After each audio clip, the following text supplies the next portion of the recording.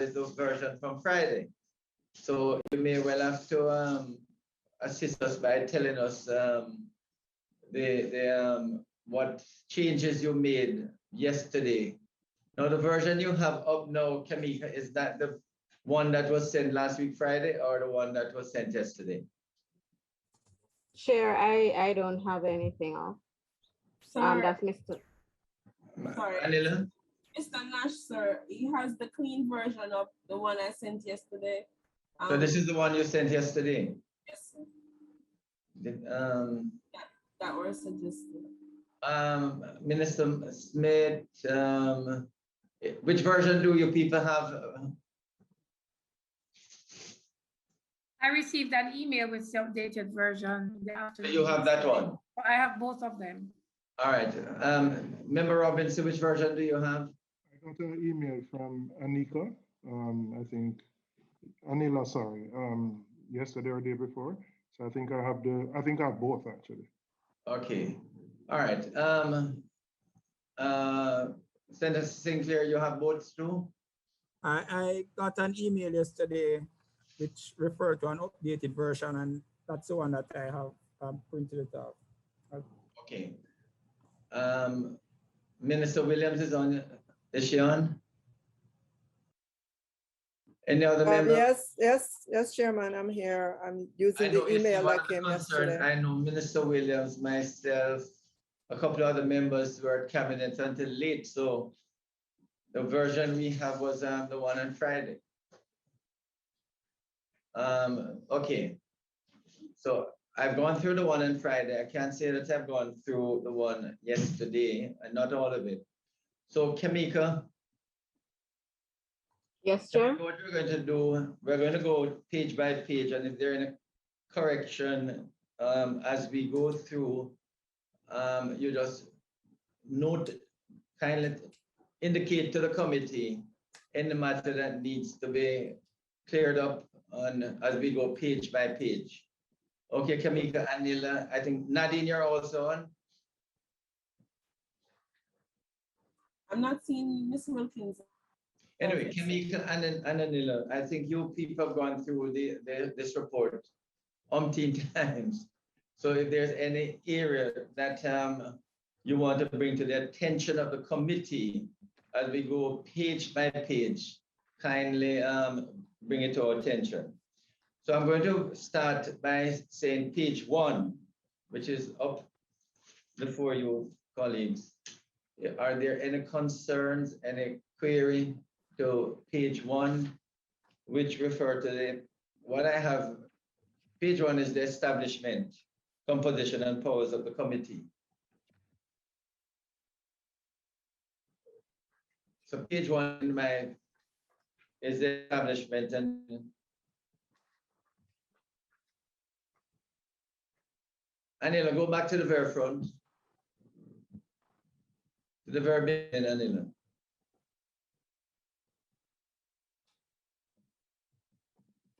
Right. So, well, to the best of my knowledge, everything on page 1 seems to be in order. All right, go up. All right. Spelling, everything, I hope, is in order. Okay, continue, Anilo. We're now on page 2, so if there are any concern on page 2.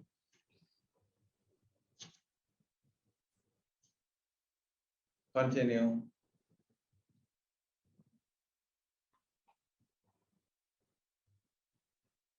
Continue. Now on page 3, Anila, you will insert in your committee held a number of meetings once we're finalized, okay? Yes, sir. All right, so that's the main concern. Any other concerns? Anyone on page 3?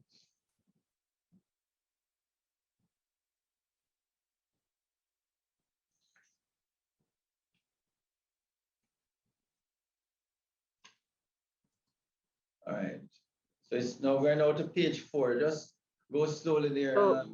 Sorry. And on Sure, go Right. ahead, Senator So on- Sinclair. No, sir, Kamiko. Oh, I'm so Kamiko, yes. sorry. Let me put on the video. Right. On page 4, we had made a few notes. Brandon, you can write. We go down a little bit further. Please.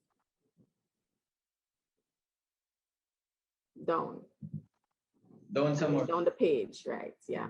All right, you can stop now. So in the first paragraph, we had just reworded a bit for those who had read the report, the draft report from Friday. In the first paragraph, we had reworded a bit to indicate the last sentence. It was reworded to indicate that we further agree with the recommendation that an amendment be made to the Data Protection Act to exclude the authority from the moratorium in section 76 of that act. And we went down a bit further as well, the interpretation. Okay, before you go, Right. I think where you have that first paragraph, which is the change in from what we had originally, that seems to be, is that okay, members? In other words, the original version,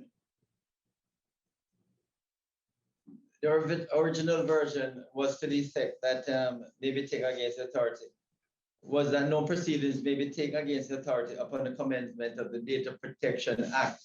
What this version says, the last sentence is, we further agree with the recommendation that amendment be made to the Data Protection Act to exclude the authority from the moratorium in section 76 of that act. Okay, is that okay? I think so.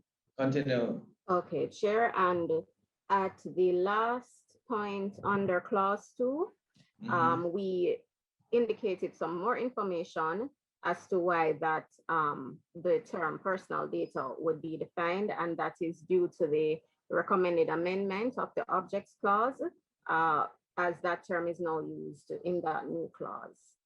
So the last, what has been added is the last 6 words or so, due to the recommended amendment of the objects clause. So the sentence now reads, your committee also recommends the term personal data be defined in accordance with the Data Protection Act due to the recommended amendment of the objects clause. Okay. Now the next one is 3.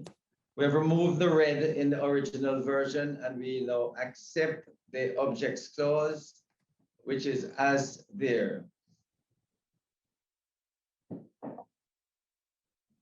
So if that is acceptable, then we would have signed off on page 4. No further amendment you had made to page 4, Kamiko? No, Chair, no further amendment was suggested. So we move to page 5. Right. Clause And 4, continued. Any further amendment? yes, but thereafter the sentence that is still in red, which the committee would like the committee Right. to. Now you had there should be retained as again should be modified. I noticed you recommended should be modified, and I agree with that. In fact, that was my position. Is that agreeable, Member Robinson? What was there before was a choice between should be retained or what is now there should be modified to clearly indicate that such persons are entitled to enroll as long as they're citizens of Jamaica.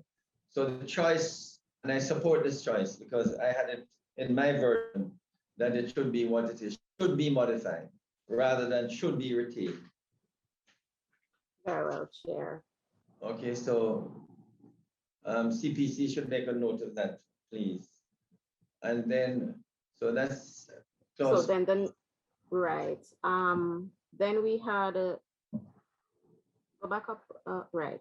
So the next paragraph had been reworded to indicate, it had previously spoken to the clause that we just considered, as well as this clause that we are going to speak to now. So it was reworded to remove clause 4.2 and put it in its own paragraph. And now clause 4.3 is being addressed in this clause. And basically, yes. Right, so this concerns now the persons who are not eligible, but who can still obtain information as to what exactly is in the national databases, with what part of their, if any, identity information may be found in the national databases. So it's an, So you have added this, the highlighted section was added to the new version. to make it clearer, yes. Right. So the committee can indicate if they agree with, okay. So roll back down, Anila, so the highlighted portion is shown. So what has been added for clarity is your committee recommends that clause 4.2 should be modified to clearly indicate that citizens who are entitled to immunities and privilege under the Diplomatic Immunities and Privilege Act are entitled to enroll. In essence, the point is that once you're a citizen of Jamaica, you're entitled to be enrolled. It doesn't matter that you are benefiting under the Immunities and Privileges Act. So that is quite clear, Kamika, that all citizens, once you're a citizen, that is what gives you the entitlement to be enrolled. Okay, I think that's acceptable. That's clear. Continue up, Kamika. Now, clauses 5 and 6, we had it in red originally, but basically it is, we dealt with that in the last occasion, that those clauses were modified in the bill to ensure that they reflect the changes that we had originally indicated, that it is the governing body, not the governing body that is the executive authority, but the chief executive officer who comes under the authority or who is given direction by the governing body, the board of management. Okay, and then in 7, we agree that ministerial direction. I'm sorry, Chairman, before you get, Chairman? Yes. Sorry, before you get on to that, will clause 6 still continue to be called Board of Management, given that we're not using a Board of Management? I think there's a change there, Fable. Let me just tell you what it says. No, clause 6 is now speaking to the executive director. It is now deemed the executive director. And in fact, the bill says there shall be an executive director of the authority who shall be responsible for the day-to-day management of the affairs of the authority, and in particular shall be responsible for, and then it lists the number of areas in which the executive director will be responsible. Right. So basically it has been redrafted. 5 and 6 were redrafted, Mr. Williams. But the report has to be written addressing the current bill. So that's why it would state Board of Management and not Executive Director. Right. All right. Additionally, as well, given that we have changed the governance structure to be a commission, do we still continue to say National Identification and Registration Authority, or do we say National Identification and Registration Commission? No, the authority is the body. The commission is the 9 members, Minister Williams. So the NERA is the body that will be responsible for registration and issuing of the name. The 9 members are the commissioners or the responsible or the board of management. Is that so, Kamika? Right. Well, they're sort of basically the same. However, Minister Williams, how the bill would be drafted is to retain that name, but to indicate that the category of entity that it is a commission. So it would state something like the National Identification and Registration Authority shall be established as a commission, and we go on. In similar to shall be established as a company under the Companies Act. It's the name versus the type. Noted. Okay, Minister, sure. while you're answering queries, I just want to ask Kamika if she can redirect my mind to the clause that permits you to get information whether or not you're enrolled. That would be further up on this page at 4.3. Yes. Yes, at 4.3. Which section, which clause permits you to get in 25.6. Okay, thank you. Oh, That's okay, Senator Scott Yes, Martin? I just couldn't recall it. It sounded a Oh. little odd to me that whether or not you are enrolled, you would be able to get this information. So I just wanted to check it back. Thank you, Chair. All right, wonderful.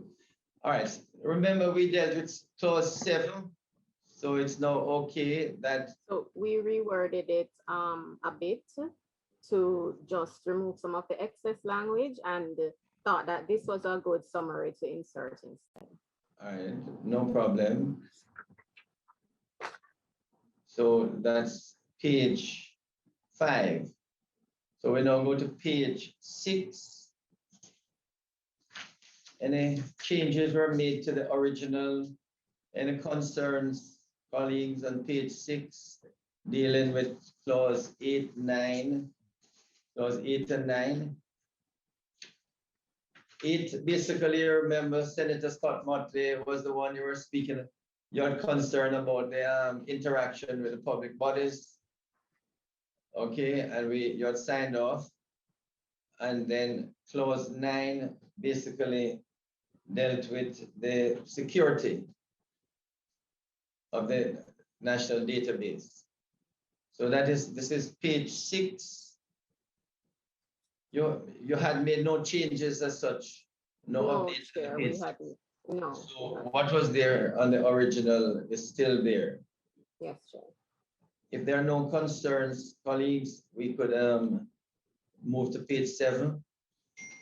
Slowly go up. So that's page 6. All right, move to page 7.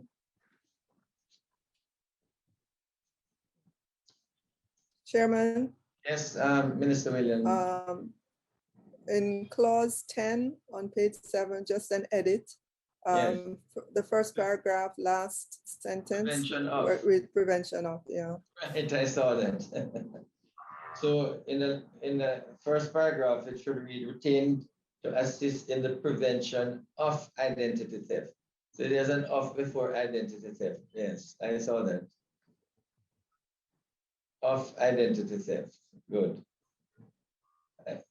Any other corrections or any concerns on page 7, which basically deals with the continuing protection of the database and also the basis of enrollment, indicating that at the time of enrollment, the applicant will be told that the information gathered will not only be secret and sacrosanct, but in the event that they remove some information will be retained to protect to avoid identity theft and fraud as required by Jamaican law, which is basically the Data Protection Act.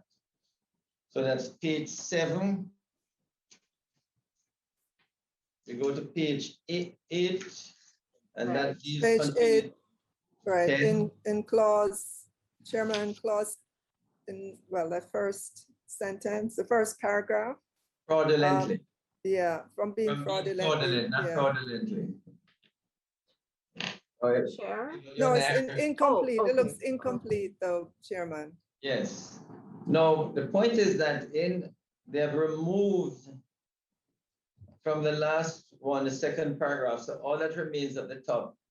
Your committee accept the recommendation to amend clause 10.3b by removing the words insofar as it is reasonably possible for that information to be verified. Now, in relation to clause 10.4, your committee notes the recommendation that persons purporting to act on behalf of someone who is unable to act for himself due to mental disorder under the Mental Health Act should possess a court order affirming the authority to act, which would also necessity to protect individuals from being fraudulent. So Minister Williams, Kamika, Anil is saying that it doesn't read well. Right. So it should be from individuals being susceptible to fraud. Would that be better, Minister Williams? Hold on, let me get back there. Sorry, I passed it.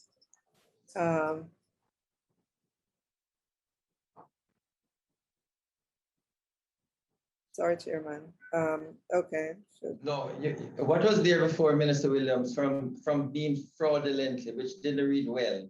So what is being proposed to protect individuals from being susceptible to fraud? Yes, that sounds better.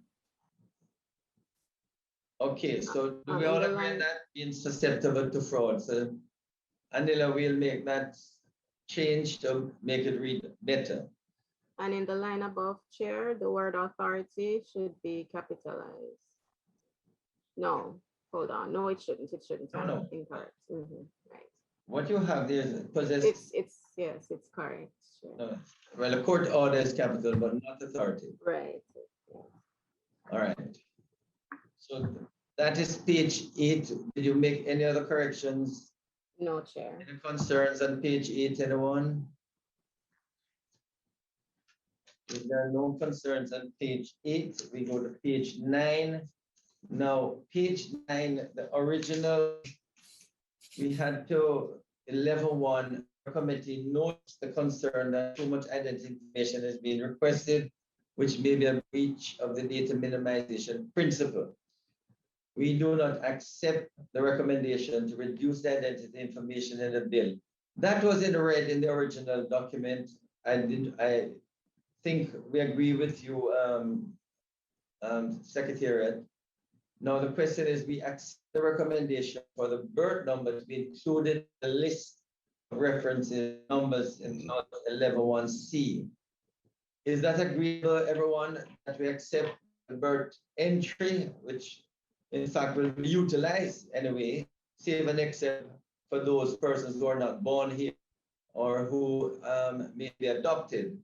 So generally, if the birth entry is a Jamaican born here, we agree that we should accept the recommendation for the birth entry number to be included in the list of references numbers of clause 11(1)(c). I would agree. Sure. Any concern? Chairman, is the birth entry number unique? It's not necessary. I don't know, but it won't really cause any problem, because at least you will be referring to the birth entry number as one of the references that will be included in the NERA. Okay, I have no problem with that. Nor Any do other I. concerns, colleagues? No concern, I agree. No Wonderful. concerns. The next sentence, could you explain the next sentence, Camilla?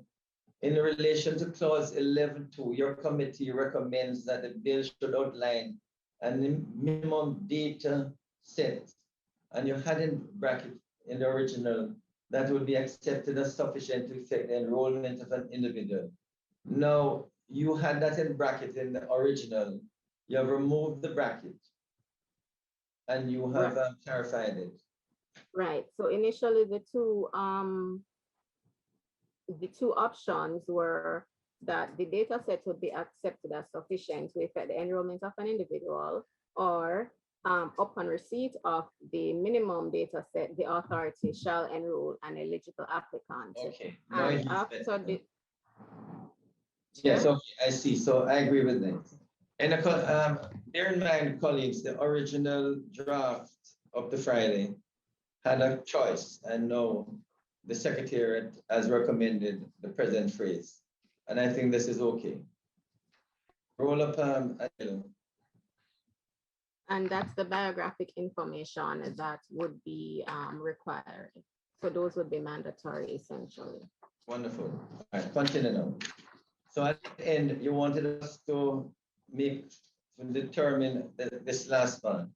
Yes. Your committee recommends the removal of the reference to the Fingerprints Act, as there will be no alternative biometric where fingerprints cannot be physically. Explain and tell us where you want us to go. Okay, sure. So currently the bill indicates that fingerprints will be defined using the Fingerprints Act. And the Fingerprints Act allows fingerprints as well as palm prints and toe prints. In our instance with the authority would not be in a position to accept anything but fingerprints. So there, where the person isn't able to provide fingerprints, the only biometric information that would be taken would be the facial image and the manual signature. But the committee had been, well, some persons on the committee were under the impression, if you could go down further. Leave it, stop. Right. Right. Minister Tuck, Yes. so I'm so sorry to just take back the committee to the establishment of the authority as a commission. Is it a commission of parliament? No. Remember, right. it is the inspectorate that is the commission of parliament. So if the authority is a commission, shouldn't it be in the name of it? Shouldn't the name reflect it? Well, Because let me just, the SG and I were discussing it. SG? in the schedule, I think it is referred to as a commission. So I think there a little bit more needs to be done and a little clarity. SG, please Okay, amplify. Thank you, AG. Good morning, Chair and members. This is actually at clause 6 in the report. It said, your committee recommends that the governance structure be amended to provide for the authority to be established as a commission. And I was trying to understand what does it mean to establish something as a commission? Because the commissions I know about are usually twofold. Either you have a commission of parliament, which this is not, you're saying, or you have these other entities that are called commissions, but they are commissions in the name. So for instance, the Early Childhood Commission, that's the name of it. And then it goes on to say that that Early Childhood Commission is established as a body corporate, because establishing it as a body corporate then gives it certain legal characteristics then. And I don't understand when you say you're establishing something as a commission, what exactly do you mean? I think Mr. Vernon explained that because initially when we had the discussion, it's the very point you're making, SG, that they saw it similar to the Children's Commission, the one But that is not established as a commission. So the name of the entity is called the Early Childhood Commission. And that commission is established as a body corporate. It's not established as a commission, because what does that mean in law? To establish something as a commission, if it's not a commission of parliament? As far as I understand, it's just part of the name. The National Water Commission also has commission in its name, but it's just another statutory body. And instead of referring to the board as directors, you said they're commissioners. Right, but they are not established as a commission. So you'll have an entity with the name commission in it that's established as whether a body corporate or just a statutory body or a commission of parliament. But this is saying something slightly different, which I didn't really understand. Warren, you want to help us? Okay, thank you, Chairman, and good morning, everyone. I think Member Bunting would have explained the variation in terms of names, but I think the key focus should be on the governance structure that is being established. And the governance structure that is being established is for it to operate as a commission. So the name, and I think what I would have seen in the proposed amendment is that it is explicit to say that it is a commission, and the name of it is really the National Identification and Registration Authority. Sorry, Dr. Vernon, what does it mean to be a commission? That's what I am asking. I don't understand that legal entity.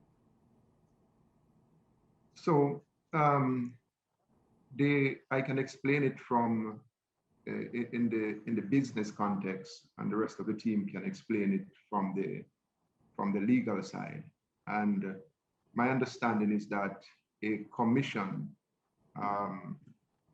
would be a governance structure that would have less political interference and would have members so appointed that would likely transition political administration and so on. And that is why it was set up that way. In other words, there's some level of independence for them to carry out their functions. But my colleague on the call can explain this in a legal way, but in a business sense, that is my understanding.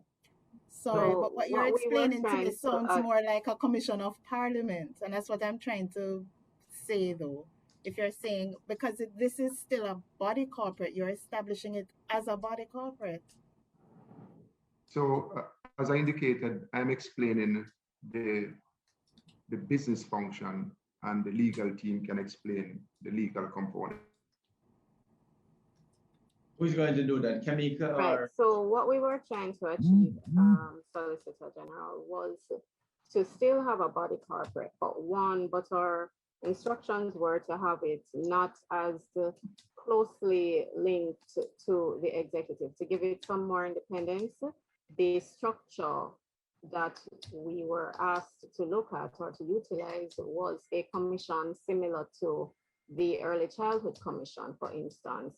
So it would still be a body corporate, but the governance structure would have some more independence. That is what we were trying to achieve. If it is that can be achieved by utilizing the drafting structure that is under the Early Childhood Commission, then we would be guided and would have no issue with utilizing that instead of what is currently there. Mr. Chairman, why must we use the term commission if there's so much conversation about it? Are we obliged to use that term? Can't we use another one? I must admit, I had queried that because we're going to have the inspectorate, which will be another commission looking at, overseeing the body. Which will be a real commission. That Right. will be a real commission. And then we're going to have a commission here that's not a real one. That doesn't make sense. We're drafting it. Let's do it properly. And I think it also leads to confusion with the term authority. Yeah. It's going to be ambiguous. Is there any reason, Kamika and Warren, why we can't just call it the authority?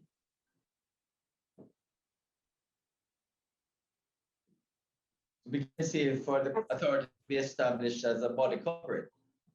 Chairman. Chairman. Yes, please, go ahead, Judith. Is it Judith? Yes, Chair. Good morning. Well, I don't see the necessity particularly to use the word commission, even though the structure is such that the body would be governed by commissioners. But we refer to it as a body to be known as the National Identification and Registration Authority, which should be a body corporate. Right. And that's good enough, I think. Don't get commission in there, especially when you have a commission overseeing it. It's going to be confusing, and it just doesn't. If we're drafting it and we're having this discussion, we should change it. No, in fact, I mean, Minister Williams had some concern too, if we just call it established as a body corporate. Would that be agreeable, SG? Yes, Chairman. Right. And then would you also drop the commissioners, the term commissioners, and use, just a regular board of directors? Or board of governors, or what have you, or directors? Yeah, directors, board of directors for the authority. Directors. So you'd have an executive director, and then you'd have a board. The rest of the members of the board would be non-executive director.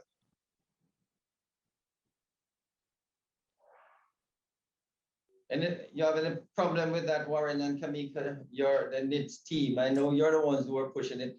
And I must say, colleagues, that when it was brought to my attention, I was wondering why they were doing that, because it would have been confusing with the electoral commissioners. But I must admit, it was you, Warren, who mentioned that it would be similar to the Early Childhood Commission.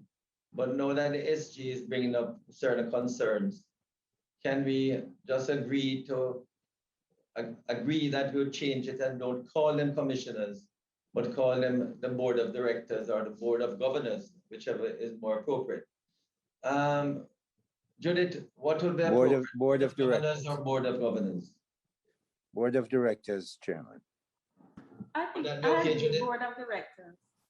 Okay, so we do the consequential changes, okay?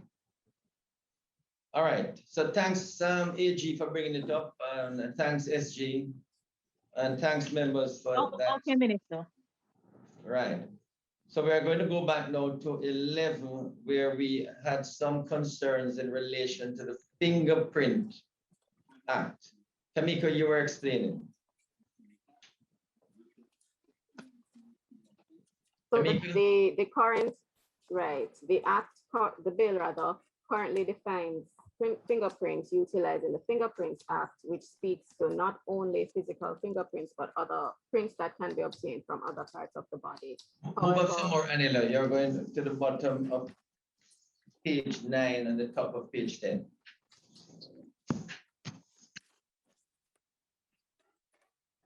Move up some more, Anila. The bottom of page 9, the top of page 10. Right there. Okay, right there. Fine.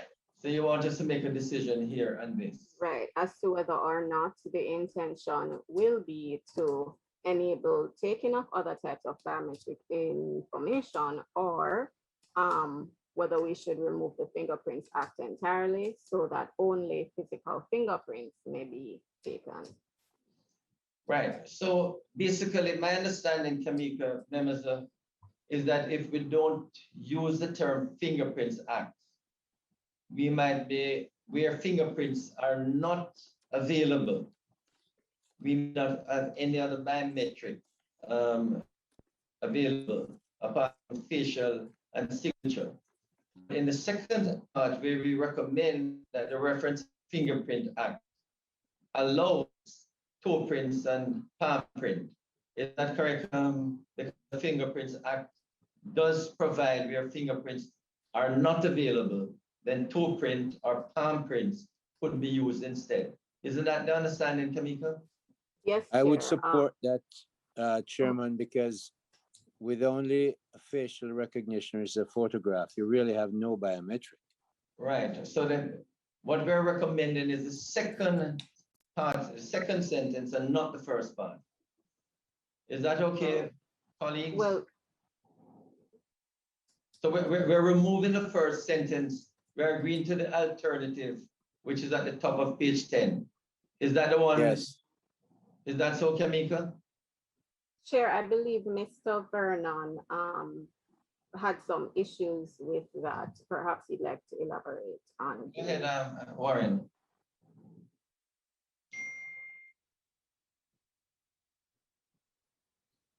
Okay, thank you, Chairman. So we're suggesting the use of fingerprints because facial recognition would really be the application of technology to when you're doing the comparison process. So that is why, we thought that it was not fit to include facial recognition there, because that is just, a process that is applied in the back end. But what you really want to capture is just the fingerprints where they are available. Mr. Vernon, why would you, I don't understand why you would take out facial recognition. No, it is there, it is there, Senator Hill. No, but he was explaining something that's not clear to me. Chairman, I'd like to hear him again. You didn't seem to want to have it there. No, facial recognition is part of the, will be included. Is that so, Warren? Can I just want Mr. Warren to answer me, Chairman. Because I heard something that I'm not sure I understand. Okay, so when you're referring to biometrics, the capture of biometrics, you don't use facial recognition in that sense, because it is really a process that is applied to stored biometric information, to be specific, your facial image compared with another source. So our recommendation really is to just outrightly state that, fingerprints instead of facial recognition. And let me ask you this. When you take a facial recognition, what do you do? So you take a digital photograph. What do you do?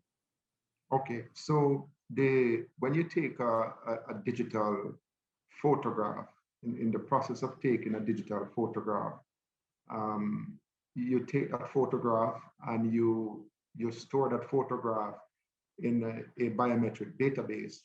But in the back end, there are several processes that are running, and facial recognition would naturally be a part of a process that is being run to compare, to make sure that this individual is not in the database. Or if you obtain a photograph. And why would you want to exclude that? But because we are talking about the capturing of biometric information for enrollment, and the capturing of biometric information for enrollment, we can't say we are capturing the facial recognition. You are capturing a facial image, but it is a given that a facial recognition technique or algorithm in the background would need to help you to deduplicate or to prevent duplicates, or in the process of doing identity verification, which is slightly different from the data set that you're capturing. I have a question for you. Because you're not capturing facial recognition. I have a question for you. Are you going to take somebody's face picture?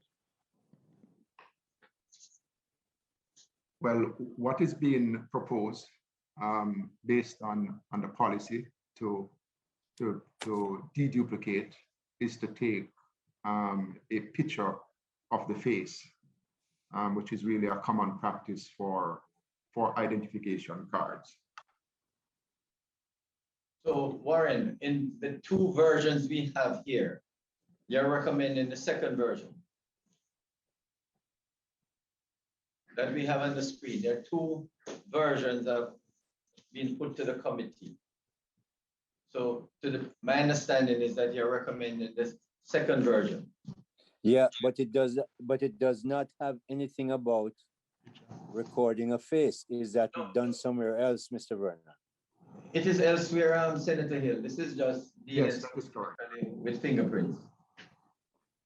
So you're saying that picture of a face is recorded somewhere else, but not here. Right. No, if you look for, Wait, no, Chairman, wait. I really do want to question Mr. Werner.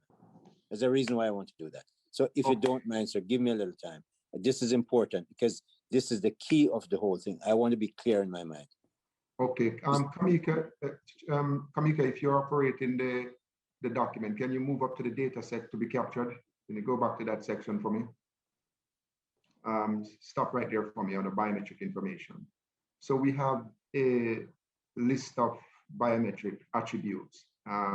What is being proposed? One, facial image, which would be a picture of the face. When you have a picture of the face, you can perform facial recognition in the background to compare with an external photograph to identify someone. All right, you've answered my queries, so you can move on. Okay, good. Okay. Now that bracket, before you go down, will deter the bracket there in relation to fingerprint, unless they may not, will be removed based on what we agree here. So we have an alternative where we either remove reference to the Fingerprints Act, or we amend the bill to make it clear that a reference to fingerprint allows where fingerprints are not available, are not clear, that you can use toe print, palm print, etc. Isn't that the alternative, Kamika? And totally agree with you, Chairman. Right, so I'm suggesting we take the second one. Isn't that what is being recommended, Warren? So I also want to add, Chairman, that when we are making decisions like this, we have to look at the practical sense and also have to look at the cost implications and the value that it will add. While in civil registration, the palm print and so on is really used for babies, but for adults, it is just not practical and would add less value when you compare to the investment that would be required to buy these devices to outfit enrollment sites, and also the process of taking an adult footprint in the context of Jamaica without being very explicit. We really think it would be going too far to ask for footprints for adults and so on. And those are our technical recommendations in terms of guide, because it will be significant cost, and most of these devices you're going to buy them and not use them. Let me put that against this, Mr. Vernon. We've had a long discussion about the uniqueness of the ID. How do you have the uniqueness of an ID when the fingerprint doesn't work and you have no other biometric really that you can stand on? I'm afraid I have to agree with the chairman. If it means you put out your hand and take the whole hand, like when I go to the United States, and even as a diplomat, them take my whole hand, what's wrong with that? Chair, sorry, we can't make cost be the issue here. It's the uniqueness of the ID that is the issue. May I make an intervention, Chair? Sure. I'm supporting Dr. Vernon on this point, because I do believe that in certain circumstances, a fingerprint might be unavailable. But when we get the explanation of how the facial image can be verified using facial recognition, I want to submit that might strengthen the unique identifier. There are some considerations which we have to use about taking the palm print and the footprint. And one needs to be reminded that in the case of Julian Robinson, the definition under the Fingerprints Act, as we had previously, is what the court was actually frowning on. The question which we have to determine as a committee now is what is the likelihood that persons will be unable to provide a fingerprint, and that the facial recognition will be inadequate, be of such moment that we have to move on to the palm print or the footprint, because it is going to be really challenging, I think, to capture somebody's entire palm in the circumstances that we are contemplating, or to capture their footprint. And although Senator Hill says that cost is not a factor, when you think about the cost of establishing this, I think that we always need to weigh what we Senator gain. Scott Motley, I'd love to hear Mr. Vernon's response, especially as it relates to the facial recognition dissemination he was giving before. Before Mr. Vernon. Minister Morgan wanted to intervene. Minister Morgan. Thank you, sir. I will yield for now so that I can hear Mr. Vernon's response, but after he responds, I would like to ask him a few questions. No problem. Go ahead, Warren. Okay, all right. Thank you, Chairman. So to sort of put things in context, our early consultations and discussions with the Disabilities Association, we are seeing, based on data available, that it is somewhere about 0.5% of the entire population that may very well fall within this category. And so there are a number of persons out there in this category that would have no feet, no hands. And globally, when you're faced with situations like this, is that you have special rules where you take it to another level to do the verification to ensure that the individual that you're enrolling is in fact who they say is connected to the breeder documents or what we consider as the birth certificate or the passport, etc. But what we note in our research is that everyone, once you're alive, you would come forward with a face, even if the face is disfigured. So to invest heavily, which would cost a lot of money and maybe underutilized, and would maybe create challenges for the people to enroll at the enrollment center for 0.05% of the population that can be easily verified using alternate established rules that are used globally. Technically, we are proposing for the committee's consideration that, we may have to consider alternate rules to do this. But on the civil registration side for babies, we have no challenges with this technically, but for adults, this is certainly going to be, a major challenge, even when you look at the public health issues, because we're going to ask adults in an enrollment site to take off their shoes and for us to take a footprint when the very enrollment officers may not be trained to deal with some of these issues that they may see. So, we're just presenting that for the committee's consideration. Again, this is a policy issue, but we are just presenting, the real issues on how these matters are treated globally. Because for all of the identification systems that personally we would have seen, and I would have been to a couple of countries and look at how they do it. And the focus for national ID is the face and the fingerprints. And if you have that, and some countries use iris, the policy decision for Jamaica is to focus on using fingerprints and facial. But again, those are our technical recommendations for the committee's consideration. Minister, just for my clarity, because I've been trying to follow in and I'm a bit confused. Mr. Vernon, is it the standard that on a standard enrollment, we will be taking face and fingerprint? Yes, that is correct, Minister Morgan, that the standard is that you take a face and the fingerprints, and if they are not available, you exempt.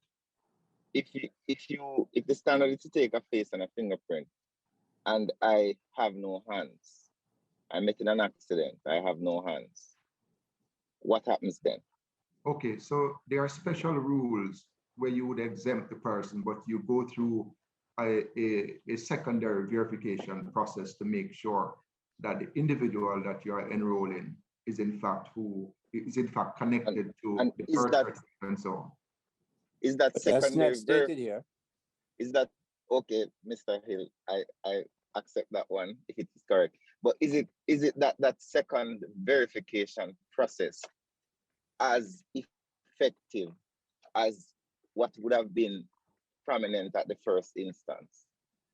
Well, for all of the research and all of the practical use cases that we looked at globally, naturally a secondary outside of the face and the fingerprint being combined to use a third-party methodology or an alternate methodology to verify who the person is because it is a very it can be a very cumbersome process. However, it is still as effective. The only challenge here is that globally in this space, we recognize that there will always be persons out there within this category. And when we look at our population, it's somewhere about approximately 0.05% of the population. So again, you use that to weigh in terms of the risk. So it is a risk that will have to be managed through the alternate process. It is not, we can't get around it because even if we should insert footprints, there will always be a percentage of the population without hands, without feet, and we still have to enroll them because they are citizens and they can only give a face. And we have to apply the alternate methodology. CPC wanted to intervene. Sorry, are you finished, Minister Morgan? Yes, sir. Allow the CPC. But Mr. Hill raised a concern a while ago, and I don't think Mr. Vernon. The CPC can come in. I'll wait for the CPC. Right, CPC. Thank you.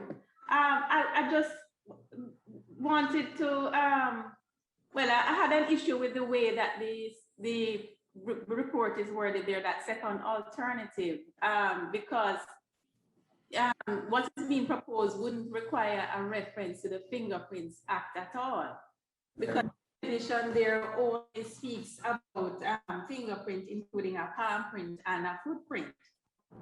If the purpose in this bill is to enable the taking of alternatives where a fingerprint is not available, we don't need to refer to the Fingerprints Act at all, because that definition doesn't really help with that. So it seemed to me, though, from the discussion, Dr. Vernon, he's given us some reason why we should go for the first alternative. Senator Hill, I was going for the second alternative, but based on the discussion, I'm thinking that if we can use the facial recognition, in those minimal cases where the fingerprint is not necessary or it cannot be made available, then it seems to me that Dr. Vernon is making a point that, the facial recognition could be adequate for that few cases. Senator Hill, what's your... Yes, first of all, Chairman, I would agree generally with Mr. Vernon that you do not make a law for 0.05% of a population. You make a law for the larger population. And right. It seems to be a very small population that would be without the fingerprint. However, Chairman, Minister Chuck, yes. I think you're using two terms that we need to get clarified. When you scroll up to the blue, it says facial image. Right. You keep using the term facial recognition. Mr. Vernon is trying to make it very clear, at least what I'm hearing, and I'm asking this to be clarified. Mr. Vernon, those two terms are not the same, are they? The facial recognition is different from a facial image, because a facial image is just a picture of the face that is captured using the International Civil Aviation Organization standards. But the facial recognition is really a process where you're trying to now establish someone's identity. Take, for example, if you get a photograph and try to match the photograph against a stored image to do a comparison, then that would be, the process that is being executed in the background. So Dr. Vernon, if fingerprint is not available, could we then use the alternative facial recognition? Yes, absolutely, because most of the time there is a facial image that will be utilized to verify someone's identity. Because even in the marketplace, when you go to a bank, because this very same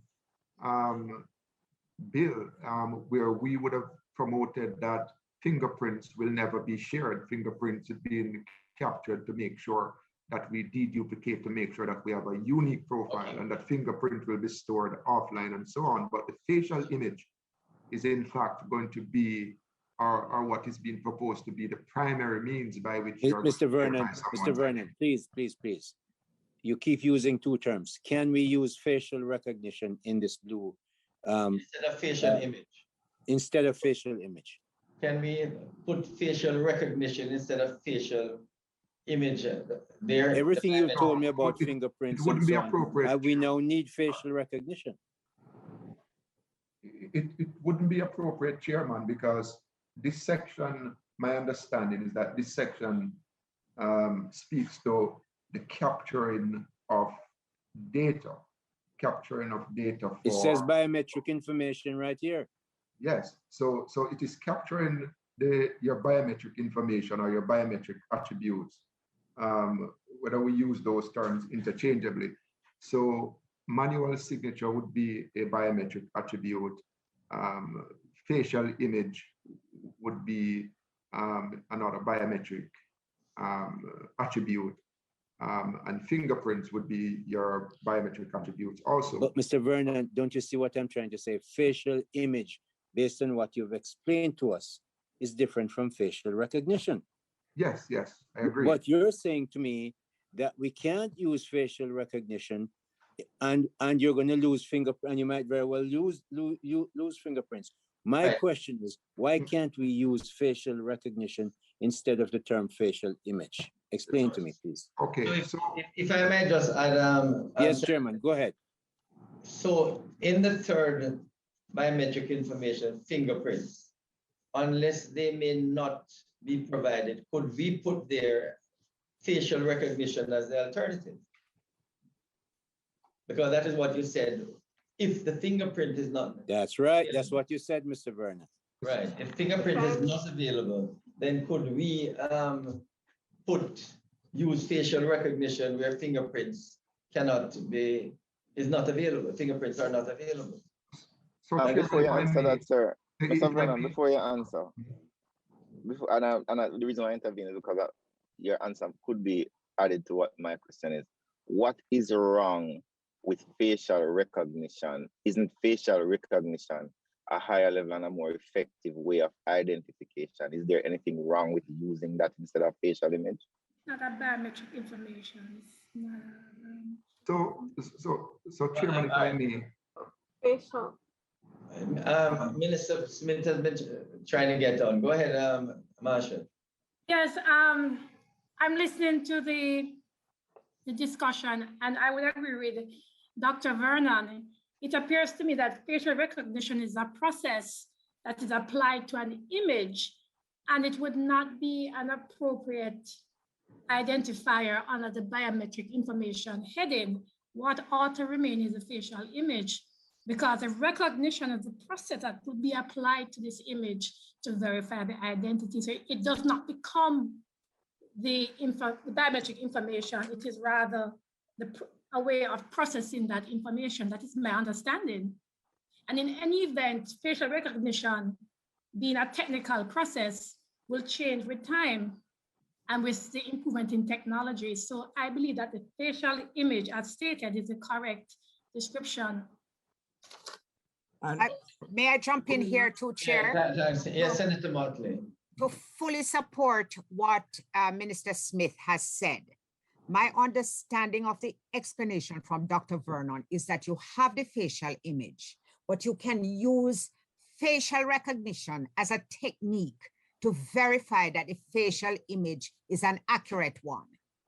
You cannot put facial recognition in the legislation because it's not biometric information, but you can use it to verify biometric information to make sure that the biometric information is in fact accurate and provides that unique identifier. That's my understanding of the explanation from Dr. Vernon. So what I wanted to clarify then, Dr. Scott Motley, is in the event fingerprints are unavailable, could we then put that facial recognition would be used?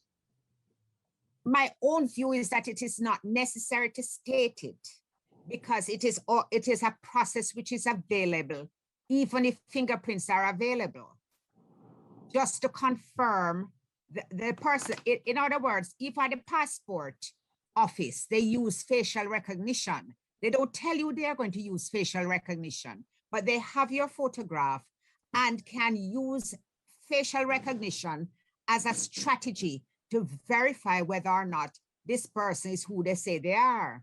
That's my understanding of the process. So I don't think you would need to actually put it in the legislation. Okay, so what we're then saying that under the heading biometric information, we're just going to put fingerprints. You see, the question arises, you see, we want to remove the bracket. What do we put in the alternative where fingerprints are not available? Do we just leave it blank? I have a problem with that. In other words, we just put fingerprint. Is that so? And we use the first version. The alternative, we use the first version. We have no reference to Fingerprints Act. Is that what you're recommending, Dr. Vernon? So, thank you, Chairman. Kamika, you can just go back up to the biometric information section for me. Yes. Thank you. So, so I think the committee members would have explained clearly the difference between facial image, which is really an image that is stored in your system, and then facial recognition is when you compare that with an external image. And because this section of the report speaks to the capturing of biometric information, you wouldn't capture facial recognition, which is a process which can change in the future.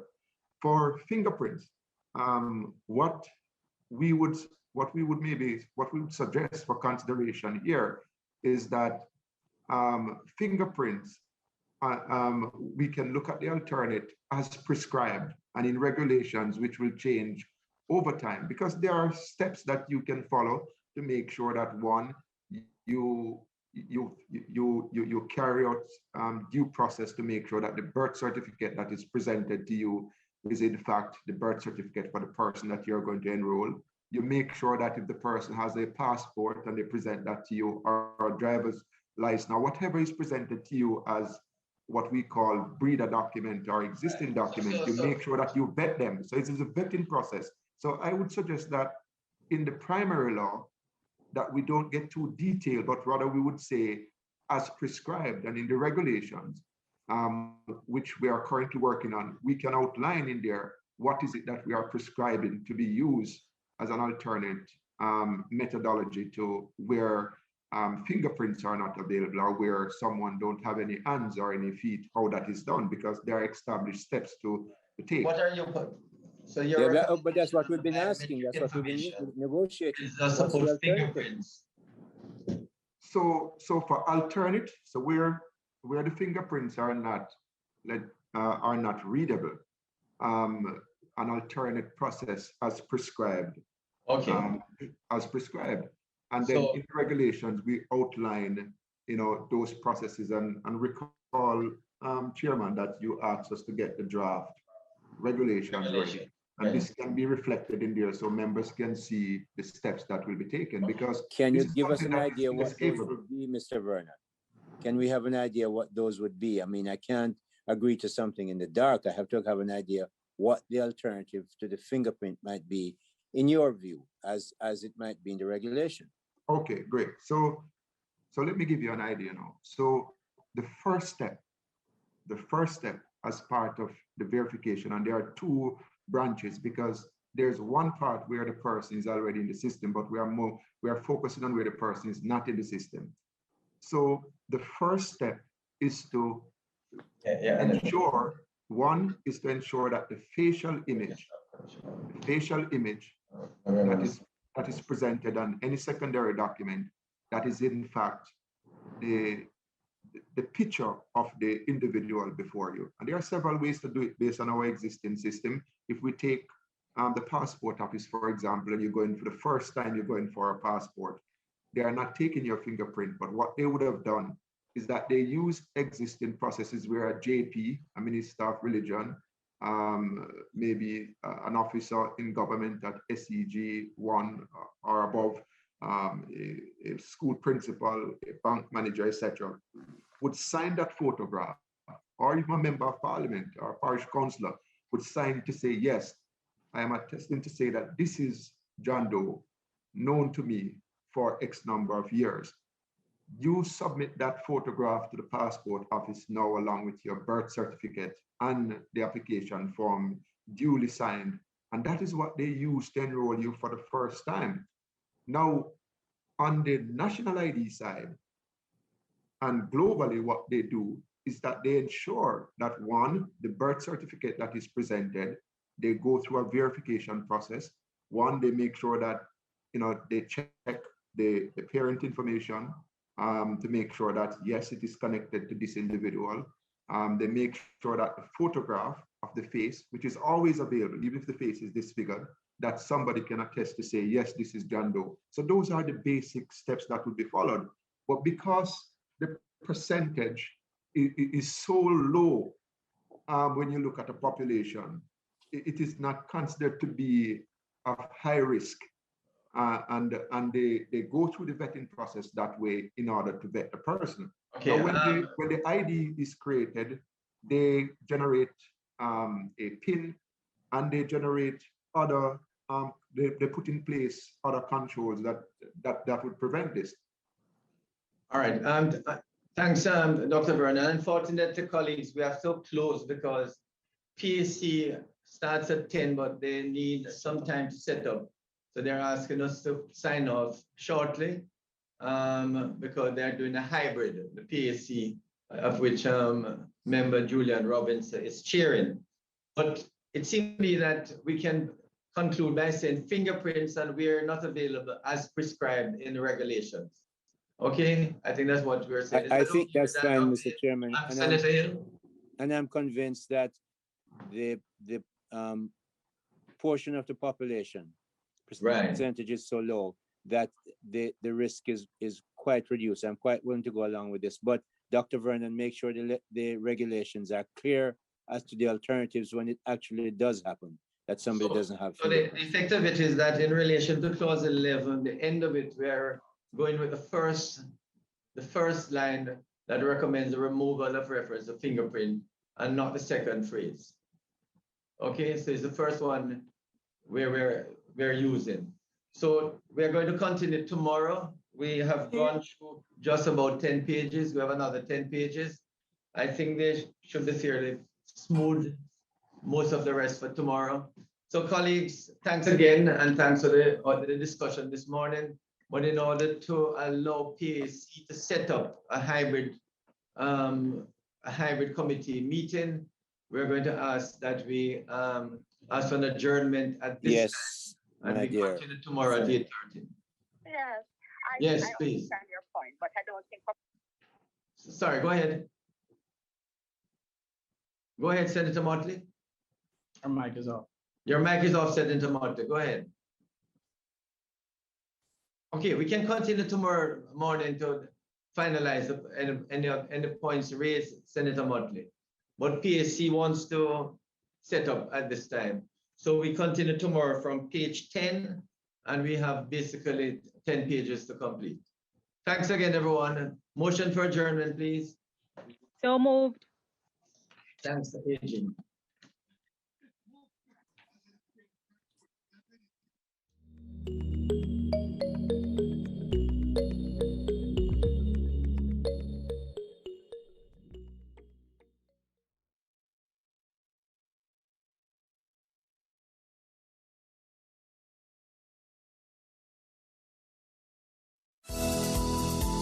Reduce your risk of viral illnesses like the flu and coronavirus. Wash your hands frequently with soap and water. Cover your nose and mouth when coughing with a tissue and dispose of it. Avoid close contact with anyone with the cold or flu-like symptoms. If you think you've been exposed to COVID-19, stay home. Self-isolate immediately and call 888-1-LOVE. That's 888-663-5683. A message from the Ministry of Health and Wellness.